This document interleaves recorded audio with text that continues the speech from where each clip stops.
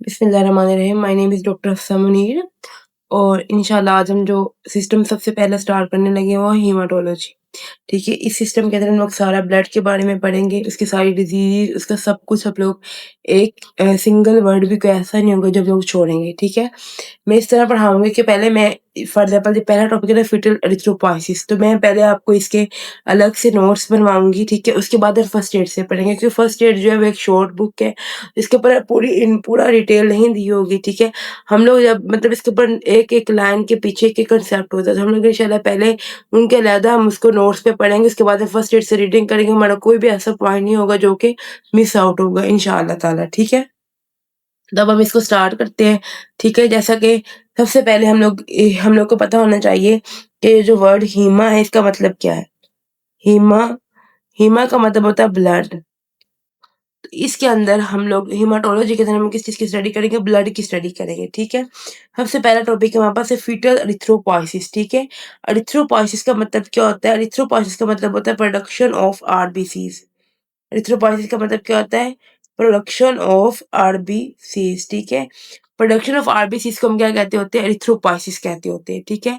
तो कुल मिला के ये क्या बना? फीटल एरिथ्रोपॉयसिस का मतलब क्या है? कि production of RBCs in the foetal life, ठीक है? और अब हम लोगों ने पढ़ना है कि जब बच्चा फीटल लाइफ के अंदर होता है तो उसके दौरान उस दौरान उसकी जो आरबीसीज़ की प्रोडक्शन है वो किस आर्गन में हो रही है, कितने आर्गन में कितने वीक हो रही है, सारा कुछ हम इसके अंदर पढ़ेंगे, ठीक है? उसके बाद ये सारा कुछ जो है वो हम इसके अंदर पढ़ेंगे, फीटल एरिथ्रोपॉयसिस के अंदर हम इस चीज़ को कवर करेंगे। यहाँ पे मैं आपके अलग से नोट्स पहले हम बनाते हैं, फिर हम उसको बुक से इंशाल्लाह रीडिंग करेंगे। हमारे पास जो पहला टॉपिक है वो है फीटल एरिथ्रोपॉयसिस। ठीक है? पहले टॉपिक हमारे पास कौन-सा है? फीटल एरिथ्रोपॉयसिस। ठीक है? इसके अंदर हम लोग क्या पढ़ेंगे वो मैं भी आपको बताती हूँ। सबसे पहले the first structure which form RBCs in embryonic life. जो हमारे पास फर्स्ट स्ट्रक्चर है, ठीक है? First structure which form RBCs in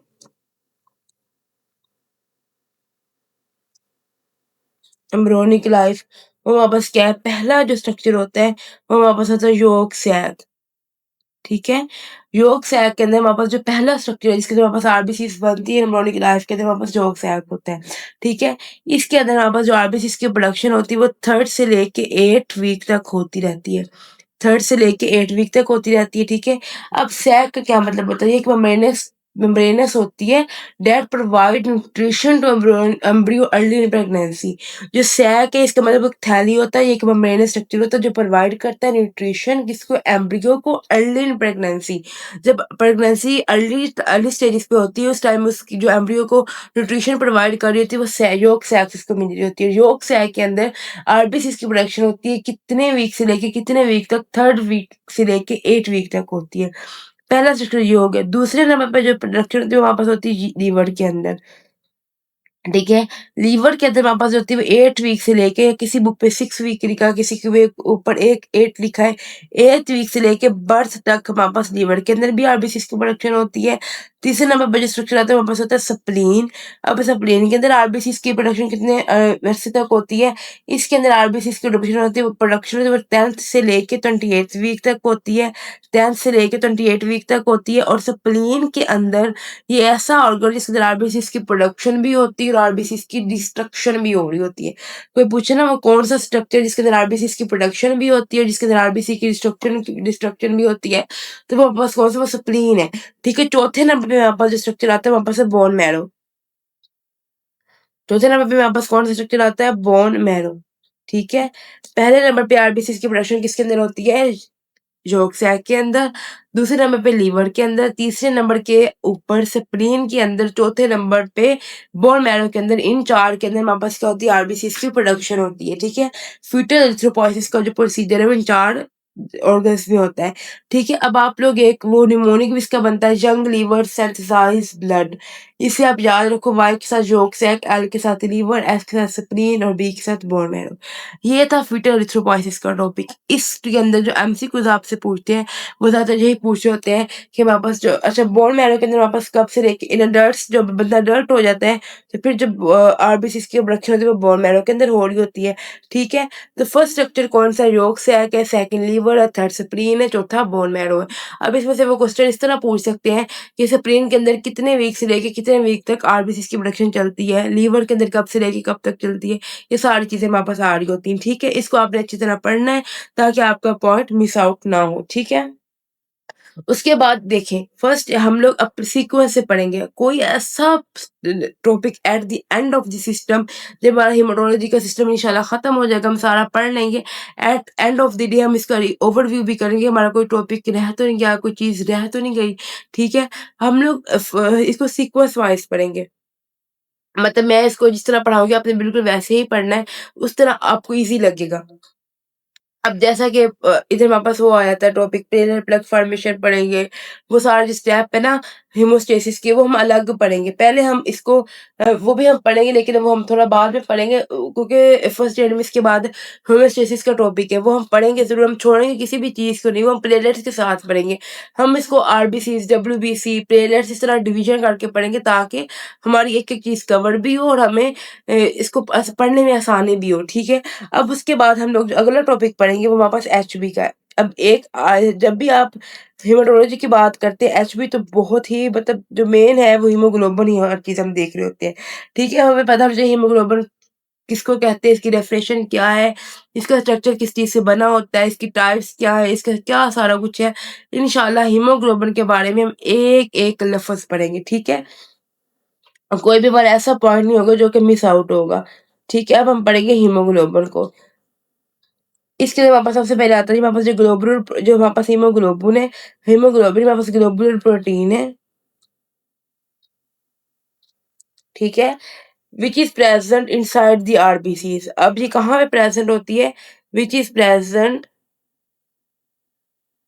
inside the RBC. जो हमारे पास हीमोग्लोबिन है ये एक ग्लोबुलर प्रोटीन होती है, ठीक है? Which is present inside the RBCs. इसका फ़ंक्शन क्या होता है?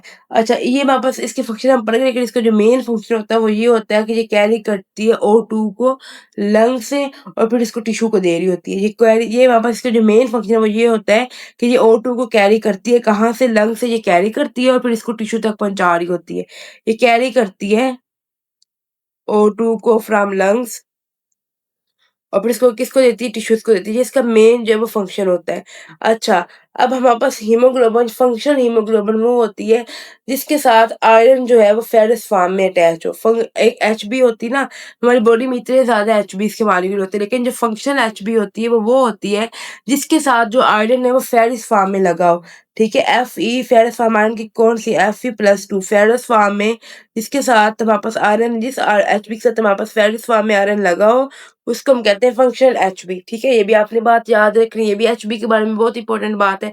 सबसे पहली बात इंपॉर्टेंट क्या है कि ये ग्लोबुलर प्रोटीन होती है which is present inside the RBCs और इसका काम क्या होता है? ये O2 को कैरी करती है लंग से, उसको कैरी करके टिश्यू तक देती है और उसके बाद हमारे पास फंक्शनल एचबी वो होती है जिसके साथ आयरन जो है फेरिस फॉर्म में लगा होता है, ठीक है? उसके बाद हम आगे इसकी पढ़ेंगे टाइप्स कि हमारे पास एचबी की टाइप्स कौन-सी होती हैं। अब हमने आगे एचबी की क्या पढ़नी है? एचबी की हमने आगे टाइप्स पढ़नी है। कि हमारे पास एचबी कितने टाइप्स की होती है, इसके सारा क्या होता है, ठीक है? हम अब वो पढ़ेंगे इंशाअल्लाह ताला। इसके बाद में जो भी टॉपिक खत्म करूँगी उसके रिलेटेड मैं आपको एमसीक्यूज़ भी बताऊँगी कि हमारे पास इस टॉपिक से किस तरह का एमसीक्यूज़ बन सकता है, जो एग्ज़ामिनर है वो किस तरह का हमारे पास एमसीक्यूज़ दे सकता है, ठीक है? अब हम आगे पढ़ने लगे हैं functions of haemoglobin. Sorry types पहले पढ़ते हैं फिर फंक्शंस पढ़ते हैं, सॉरी। अब तो इसकी पढ़ेंगे टाइप्स।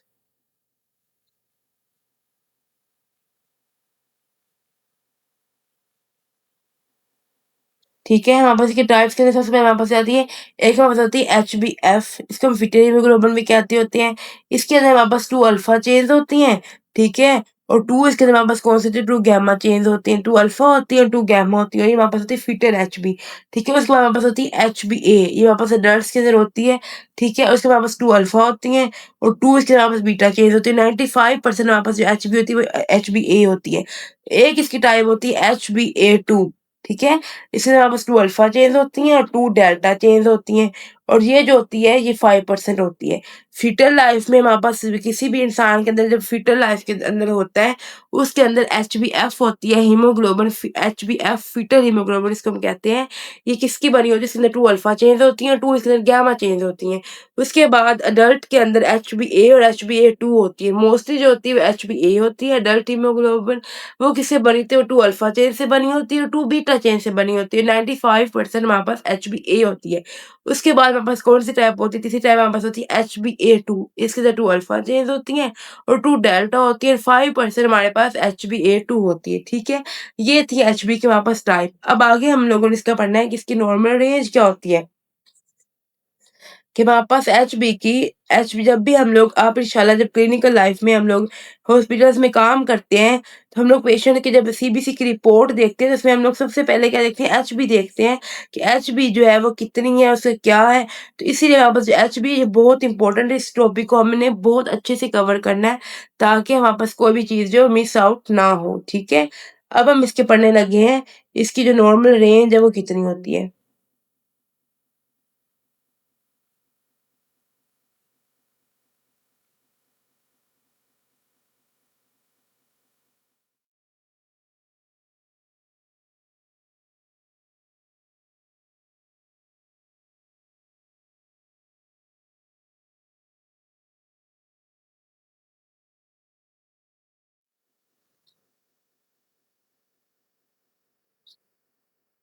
अब हम पढ़ने लगे नॉर्मल रेंज ऑफ एचबी कि इसके पापा जो नॉर्मल रेंज है वो कितनी होती है। अच्छा, ये वापस मेल में अलग होती है, फीमेल में अलग होती है इसकी रेंज। मैं आपको बताऊँगी कि मेल में क्यों अलग होती है, फीमेल में क्यों अलग होती है, मैं आपको इसकी रीज़न बताऊँगी। मेल्स के अंदर हमारे पास जो एचबी की नॉर्मल रेंज होती है, हमारे पास होती है 14 से लेके 18 तक, और जो फीमेल्स हैं उनके हमारे पास होती है 12 से लेके 16 तक, ठीक है। अब मैं आपको इसकी वजह बताऊँगी कि मेल के अंदर जो है वो एचबी की रेंज ज़्यादा क्यों होती है और फीमेल्स के अंदर वो कम क्यों होती है, इसकी भी एक वजह है। सबसे पहले जो मेल है, उनके अंदर एचबी की वैल्यू ज़्यादा इसलिए होती है क्योंकि मेल के अंदर वापस होता है टेस्टोस्टेरोन हार्मोन, ठीक है? जो टेस्टोस्टेरोन हार्मोन है उसका आरबीसीज़ के ऊपर, आरबीसीज़ की प्रोडक्शन के ऊपर स्टिमुलेटरी इफ़ेक्ट होता है। क्योंकि मेल्स के अंदर क्या होता है, टेस्टोस्टेरोन हार्मोन होता है और उस टेस्टोस्टेरोन हार्मोन का आरबीसीज़ के साथ उसका क्या उसके साथ स्टिमुलेटरी इसका इफ़ेक्ट होता है। मतलब वो आरबीसीज़ की प्रोडक्शन को ज़्यादा कर रहा होता है, ठीक है? और फीमेल्स में एचबी की अगर आपसे कोई पूछे कि मेल में, अब आपको समझ लग गई होगी, अगर आपसे कोई पूछे कि मेल में एचबी की रेंज क्या होती है, आपने कहना है मेल में एचबी की रेंज ज़्यादा क्यों होती है? आपने कहना है क्योंकि मेल्स के अंदर टेस्टोस्टेरोन हार्मोन होता है जिसका आरबीसीज़ की प्रोडक्शन के साथ स्टिमुलेटरी इफ़ेक्ट होता है। और फीमेल्स के अंदर एचबी की अमाउंट कम इसलिए होती है क्योंकि इसकी 2 वजूहत होती हैं। पहली वजह इसकी ये होती है कि एक तो फीमेल्स को हर माह मेंस्ट्रुअल साइकिल होती है, मेंस्ट्रुएशन प्रोसीजर होता है जिसके अंदर उसकी ब्लड का लॉस होता है, जिसकी वजह से एचबी की जो अमाउंट वैल्यू है वो फीमेल्स में कम होती है। पहली वजह ये है, और दूसरी वजह ये है कि फीमेल्स के अंदर एस्ट्रोजन हार्मोन होता है। एस्ट्रोजन हार्मोन का आरबीसीज़ की प्रोडक्शन के ऊपर इन्हिबिटरी इफेक्ट होता है। इन 2 वजूहात की वजह से फीमेल के अंदर एचबी की जो वैल्यू है वो कम होती है। ठीक है? पहले इसके अंदर क्या होता है कि मेल्स के अंदर ज़्यादा क्यों होती है, मैं फिर से बता देती हूँ क्योंकि टेस्टोस्टेरोन हार्मोन का आरबीसीज़ के प्रोडक्शन के साथ स्टिमुलेटरी इफ़ेक्ट होता है, इसीलिए मेल्स के अंदर एचबी की अमाउंट ज़्यादा होती है, फीमेल में एचबी की इसलिए कम होती है, क्योंकि फीमेल्स के अंदर एक तो एस्ट्रोजन हार्मोन होता है, एस्ट्रोजन हार्मोन का आरबीसी के प्रोडक्शन के साथ इन्हिबिटरी इफ़ेक्ट होता है, और दूसरे नंबर पे फीमेल्स को हर माह मेंस्ट्रुअल साइकिल होती है, जिसके अंदर फीमेल्स का ब्लड जो है वो लॉस होता है और उसके लिए उनके अंदर एचबी की अमाउंट कम होती है। ये 2 बातें होगी। उसके बाद हमने जो आगे पढ़ना है, हमने इसके फंक्शंस पढ़ने हैं। Functions of HB. जैसा कि मैंने आपको पहले इसके फंक्शन बता दिया है कि ये क्या करती है, O2 को लेती है, कैरी करती है O2 को लंग्स से और फिर इसको देती है टिश्यूज़ को, ठीक है? टिश्यूज़ को देती है। पहला इसका ये फंक्शन हो गया। दूसरा इसका ये फंक्शन है, ये टिश्यू से क्या लेती है, टिश्यू से ये वापस कार्बन डाइऑक्साइड लेती है, उसको वापस किसको देती है, लंग्स को देती है। तो हम लोगों ने एचबी के अभी तक 2 फंक्शंस पढ़े। पहला फंक्शन क्या था, ये O2 को कहाँ से लेती है, लंग्स से लेके टिश्यू को देती है और दूसरे नंबर पे ये टिश्यू से कार्बन डाइऑक्साइड को लेके वापस लंग्स को दे रही होती है। 23% ये वापस कार्बन डाइऑक्साइड लेती है और वापस लंग्स को देती है। तीसरे नंबर पे इसका जो फंक्शन है वो ये है, ये मेंटेन करती है किस चीज़ को, एसिड बेस बैलेंस को ये क्या कर रही होती है, मेंटेन कर रही होती है। मेंटेन करती है एसिड बेस बैलेंस, ठीक है? इसको हम कहते हैं, इसकी इस फंक्शन को हम कहते हैं बफर सिस्टम। बफर का मतलब ये होता है, अगर आपसे कोई पूछे कि बफर सिस्टम का क्या मतलब होता है, anything which maintain pH in the body is called buffer. Anything मतलब जो भी हमारे पास पीएच को मेंटेन करती है, उसको हम क्या कहते हैं, बफर सिस्टम कहते हैं। पीएच को मेंटेन करती है। Anything which maintain pH in the body is called buffer system. और ये पीएच को किस तरह मेंटेन कर रही होती है आपके दिमाग में ये भी तो क्वेश्चन आता है कि हीमोग्लोबिन जो है, एचबी जो है, वो किस तरह इसको मेंटेन कर रही होती है, पीएच को इस तरह मेंटेन करती है, वो अटैच करती है एच पॉजिटिव हाइड्रोजन आयन को विद हिस्टाडीन के साथ। वो किस तरह करती है, एसिड बेस बैलेंस को किस तरह मेंटेन करती है, by attach H positive with histidine. With histidine वो क्या करती है, वो अटैच करती है एच पॉजिटिव को किसके साथ, हिस्टाडीन के साथ, और मेंटेन करती है वापस बफर सिस्टम को, ठीक है? ये आपने बात याद रखनी। उसके बाद चौथे नंबर पे ये क्या काम करती है, ये प्रोवाइड करती है रेड पिगमेंटेशन। क्या करती है, रेड पिगमेंटेशन प्रोवाइड करती है किसको, आरबीसीज को। रेड पिगमेंटेशन किसको देती है, आरबीसीज को। तो ये हमने 4 फंक्शन एचबी के अब तक पढ़े। पहला क्या था, ये O2 को लंग से लेती है और टिश्यू को देती है। दूसरे नंबर पे टिश्यू से कार्बन डाइऑक्साइड लेके वापस लंग्स को देती है। तीसरे नंबर पे ये मेंटेन करती है एसिड बेस सिस्टम को, कि एसिड बेस बैलेंस से हेल्प कर रही होती है। वो किस तरह हेल्प करती है, ये बफर सिस्टम, बफर किसको कहते हैं, मेंटेन करती है, अटैच करती है सॉरी एच पॉजिटिव को हाइड्रोजन आयन को विद हिस्टाडीन।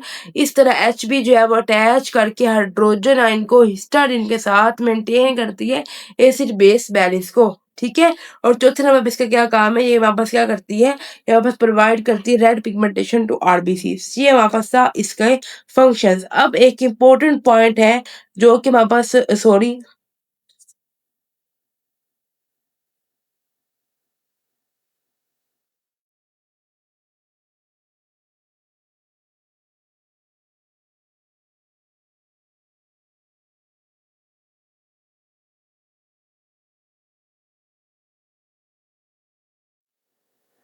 अब हमने एक इम्पोर्टेंट पॉइंट पढ़ना है कि किस तरह हमारे पास जो है ये एचबी का बेक आप लोग एक टेस्ट करवाते हो HbA1c। ये ना एक वैसे ही इम्पोर्टेंट, मैं आपको की फैक्ट यहाँ पे बता रही हूँ, ये वैसे ही कोई टॉपिक नहीं है, यहाँ पे एचबी के रिलेटेड इम्पोर्टेंट टॉपिक है, तो मैंने कहा मैं आपको बता दूँ। क्योंकि इस वक्त हम क्या पढ़े हैं, हम एचबी के बारे में पढ़ रहे हैं, तो एचबी के बारे में कोई भी पॉइंट मिस आउट नहीं होना चाहिए। बेशक वो हीमाटोलॉजी के अंदर है, बेशक वो कहीं और है, मैं आपको इंशाल्लाह कवर करवाऊंगी।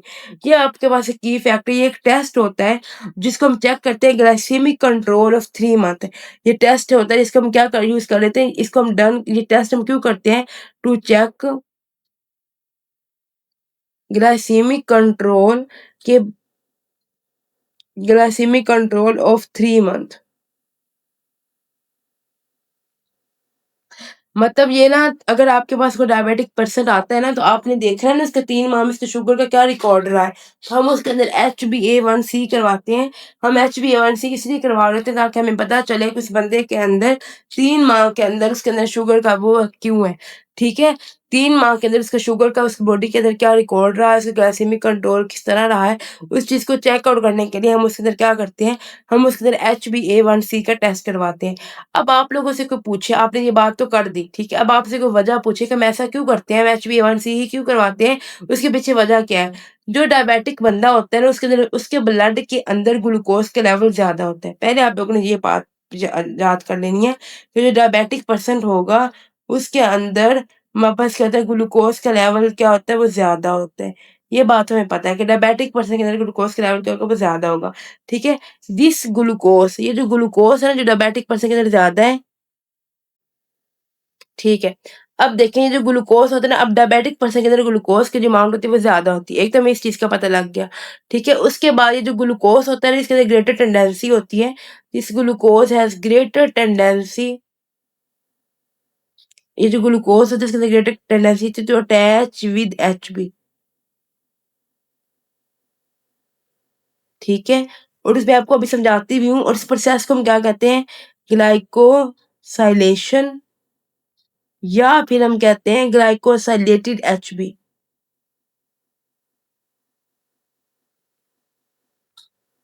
ठीक है?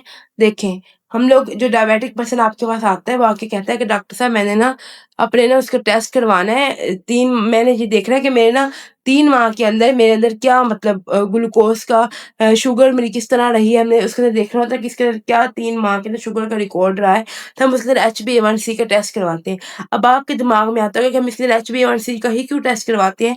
ये भी तो आपके दिमाग में आएगा कि इसके आगे पीछे रीज़न क्या है? इसके पीछे रीज़न ये है कि जो डायबिटिक पर्सन होता है उसके अंदर उसकी बॉडी के अंदर ग्लूकोज़ का लेवल ज़्यादा होता है, ठीक है? तो जो ग्लूकोज़ होता है उसके अंदर ग्रेटर टेंडेंसी होती है कि वो एचबी के साथ अटैच करे, ठीक है? और जो ग्लूकोज़ जिस ग्लूकोज़ के साथ एचबी लगी होगी इसको हम ग्लाइकोसाइलेशन प्रोसेस या ग्लाइकोसाइलेटेड एचबी कहते होते हैं, ठीक है? तो हम क्या करते होते हैं, आरबीसीज़ जो होते हैं ना वो बॉडी के अंदर मेनली जो आरबीसीज़ होते हैं ना बॉडी के अंदर, वो हमारे पास कितनी देर तक रहते हैं, वो 3 माह तक रहते होते हैं, 120 डेज़ या 3 मंथ तक। और वो वाला एचबी जिसके साथ ग्लूकोज़ लग जाए, तो वो जो होता है ना, वो वो उसको हम लोग एक एचबी के साथ ग्लूकोज़ लग गया, उस एचबी को हम HbA1c कहते होते हैं, और ऐसी एचबी हमारी बॉडी के अंदर 3 माह तक रहती है। वैसे जो रहती है वो सॉरी 4 मंथ तक रहती है, 120 डेज़ 4 मंथ बन रहे होते हैं। आई एम सॉरी, पहले मैंने बताना था कि जो आरबीसीज़ नॉर्मल आरबीसीज़ होती है ना, जो बॉडी के अंदर रह रही होती है, वो वापस रहती है 120 डेज़ यानी कि 4 मंथ तक रहती है। लेकिन ऐसी आरबीसीज़, ऐसा एचबी जिसके साथ ग्लूकोज़ लग जाए, उसके हम HbA1c बोलेंगे, और वो हमारी बॉडी के अंदर 3 माह तक रहता होता है। तो उस वजह से हम उसकी बेस पे 3 माह का रिकॉर्ड फाइंड आउट कर लेते हैं टेस्ट करवा के, जिसका नाम है HbA1c। लेकिन कुछ ऐसी डिज़ीज़ेज़ होती हैं जैसे कि हमारे पास सिकल सेल एनीमिया हो गया, सिस्टिक फाइब्रोसिस हो गया, सीकेडी क्रोनिक किडनी डिज़ीज़ का पेशेंट हो गया, सीवियर एनीमिया वाला पेशेंट हो गया। इन लोगों के अंदर हम HbA1c जब करवाएँगे तो हमें वो 3 माह का रिकॉर्ड नहीं देगा। हमारे पास कुछ क्या है, हमारे पास कुछ एक्सेप्शनल केसेज़ हैं,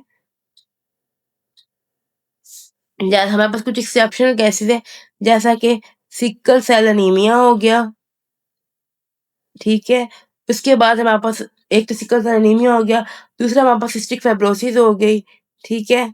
सिस्टिक फाइब्रोसिस हो गई, तीसरे नंबर पे हमारे पास सीकेडी का पेशेंट हो गया, या फिर किसी बंदे को अगर सीवियर एनीमिया है, तो इन लोगों के अंदर हम लोग HbA1c का टेस्ट जो है वो डायग्नोस्टिक तौर पे नहीं करवाते, क्योंकि इन लोगों के अंदर हमारे पास क्या होता है कि सिकल सेल एनीमिया के पेशेंट के अंदर HbA1c जो है वो डायग्नोस्टिक नहीं होगा।